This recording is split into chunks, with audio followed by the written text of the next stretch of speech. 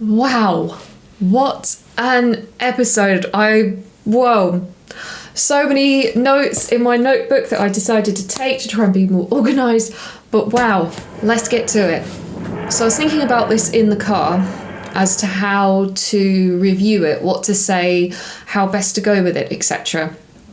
And the first thing that came into my head was it was probably the most original Doctor Who story that I've seen in a very long time. There was so much that I loved about it. It was difficult to kind of write down my notes and watch the episode.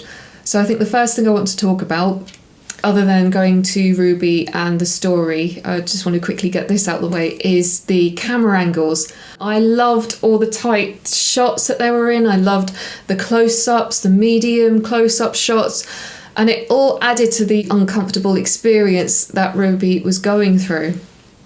Loved it. It reminded me a lot of old British horror. Definitely had a feel of The Woman in Black to it, with the woman following Ruby, and of the American Werewolf in London where Ruby enters the Welsh pub. That must have been a reference to that. I haven't seen the Doctor Who, is it Doctor Who Exposed? But the Doctor Who Confidential, haven't had time to catch up on any of them yet, which is a shame because I want to watch it. So I'll probably have to do a binge of season 1 plus a binge of the Explored Confidential, which I'll get the name right for that. But yeah, that was really dope. Filmmaking, if you want to know how to make things eerie without relying too much on special effects or just complicated camera maneuvers, it gets into the isolation of Ruby. Also, you have the low angled shot of the villagers in the pub, which is really nicely done. It's all very uncomfortable and it just adds to the atmosphere of it. I loved the soft focus of the woman in black standing under the tree. And again, really nicely framed, beautifully shot, fantastic. If you ever wanted to study the meaning behind camera angles and what cameras do, I always think that studying film and analysing film is a language we already know. It's a language that we all understand, otherwise film wouldn't work. It's just when somebody says, oh, do you know what that soft focus means, or if that camera angle means, you kind of go, I have no idea. I'm now questioning everything I knew. It's a little bit like art when somebody says, oh, what does this colour purvey to you? So, I don't know. I'm just enjoying it. I think it makes me happy. No, it's wrong. But anyway, filmography and cinematography is a language that we already know.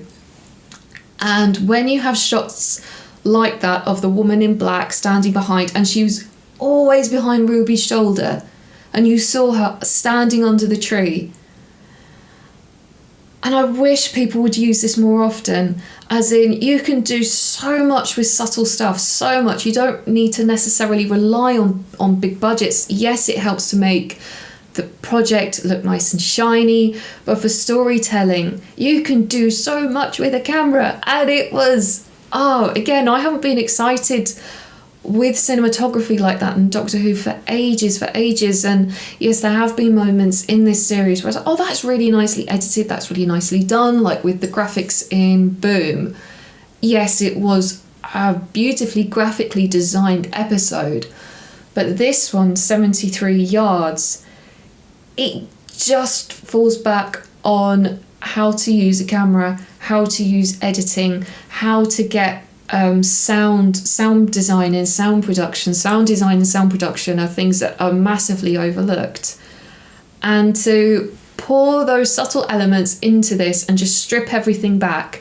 And really all it is, it's just some woman standing under a light, standing on a tree, making weird hand signals and stuff. And that's it. But it's so creepy, it's so eerie.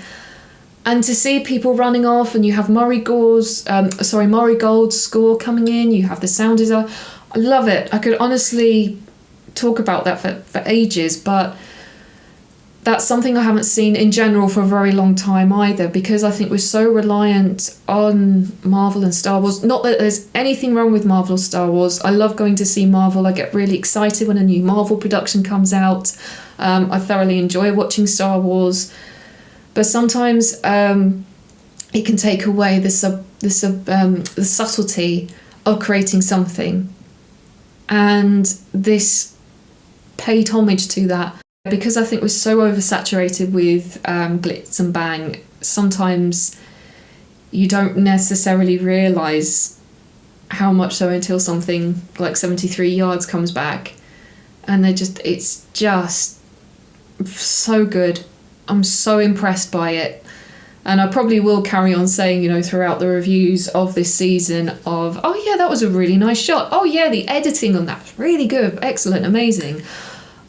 But this has something more to it. This has something meatier about it. And so far, I think 73 Yards has been my favourite. And cinematography-wise, I think it'll be very hard to push it for a while. I think we're going to go back to the big bangs and the CGI. Again, nothing wrong with that at all, because I love CGI. I love a good graphic. I love, oh wow, that graphic is so cool. But for originality, I think it's going to take a while before we go back to 73 Yards. And yeah, that's the thing that I'm so excited about with this episode. Bringing in the fairy ring, which Torchwood has touched on briefly. So I wonder at some point if we're going to go more into folklore or into supernatural, because it was definitely a more supernatural theme to it. As well, it was a Doctor Light episode, which we've seen in Blink, we've seen in The Girl Who Waited, which this episode definitely had a feel of those elements in. With Ruby's timeline, fragile timeline, it reminded me a lot of old Amy versus the younger Amy. And Blink as well, with the gothic nature, so it fed into those previous Light Doctor Who episodes, which again, lovely, well done. I haven't been this excited for a Doctor Who story for a very long time. I loved the giggle. I thought that was great, and it was 14 at his finest. I thoroughly enjoyed Space Babies. It was nice to have something that was gentle and a little bit silly, and it just gets you into that Doctor Who door. But this one is different because it was original. You just had Ruby on her own, and she hasn't been with the Doctor for that long if we think about it. We're only 4 episodes in, and this is her first time on her own. By this time, so with the Christmas invasion, when Rose was left on her own, she had her whole season, a whole series to get to know the Doctor, to get to know the world, the way that he travels, the TARDIS, how that works, etc. Ruby's only had 4 episodes. She's dealing with something that she can never get to, and she doesn't understand why people are running away from her, and she's isolated. Ruby is becoming more and more of an intricate but interesting character, and I love learning about her more and more.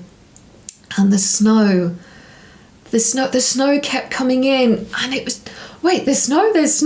So I think, like, in one of my notes, actually I didn't actually write that many because I was so busy just, I need to write more, and I need to watch because I'm getting gripped into it, but I can't not take notes because I'll forget and say, oh yeah, why didn't I mention that, even though at the time it'll be, right, okay, this is at the forefront of my head, and then when I come to sit down it just stops.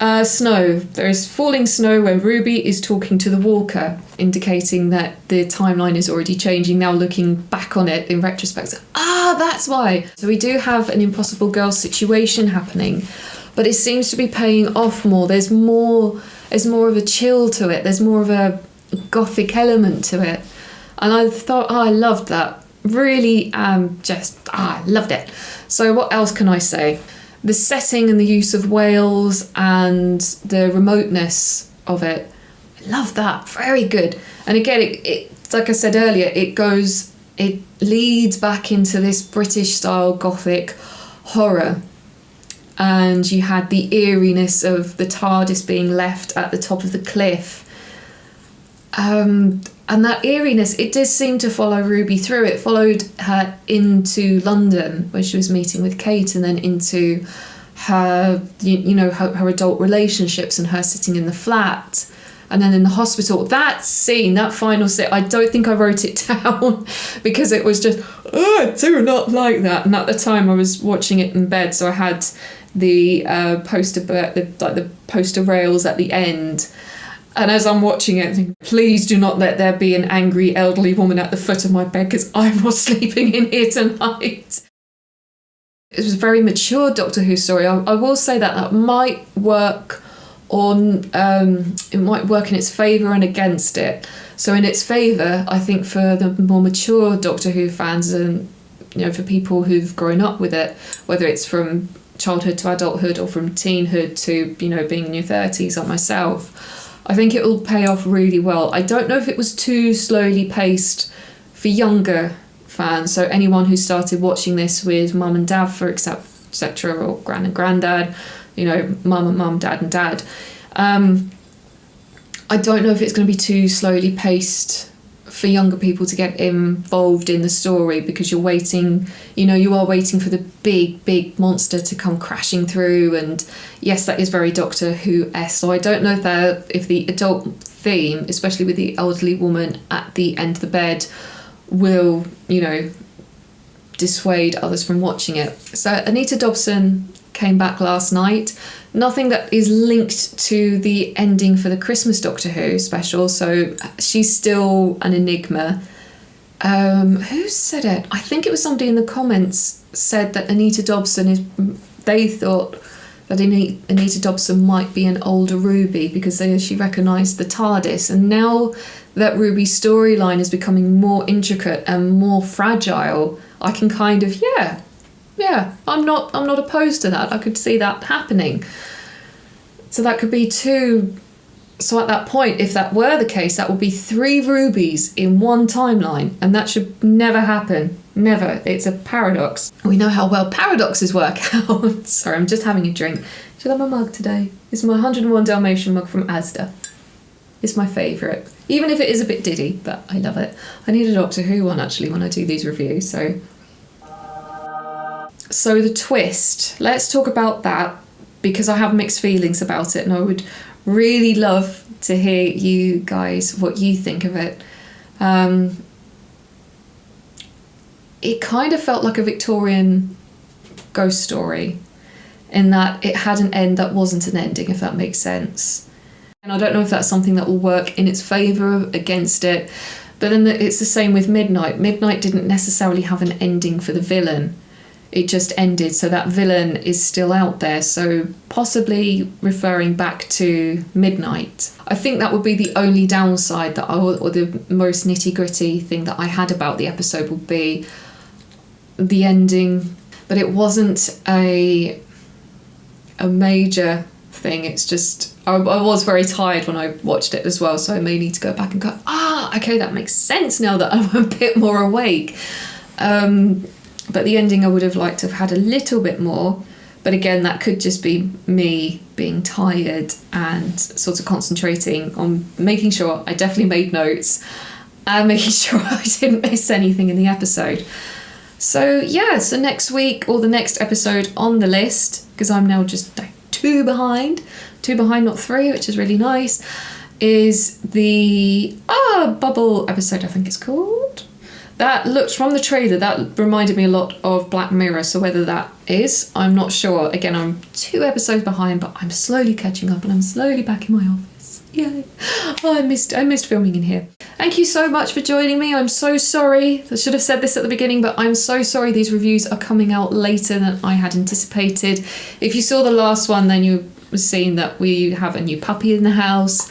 I went to see Busted in Brighton, and that completely wiped me out for some reason. I'm getting too old for gigs, even though I'm going to go and see them again in August because I enjoyed it so much. And plus it's been my birthday, so it's just all piled up in this massive delay. There will be a review for Doctor Who versus the Scratchman, or Doctor Who meets the Scratchman, which is the book that Tom Baker wrote, which is based on a film idea that he had. I finished that, so I just need to record it. So hopefully that will be out very soon. So anyway, after that little tirade, thank you so much for joining me.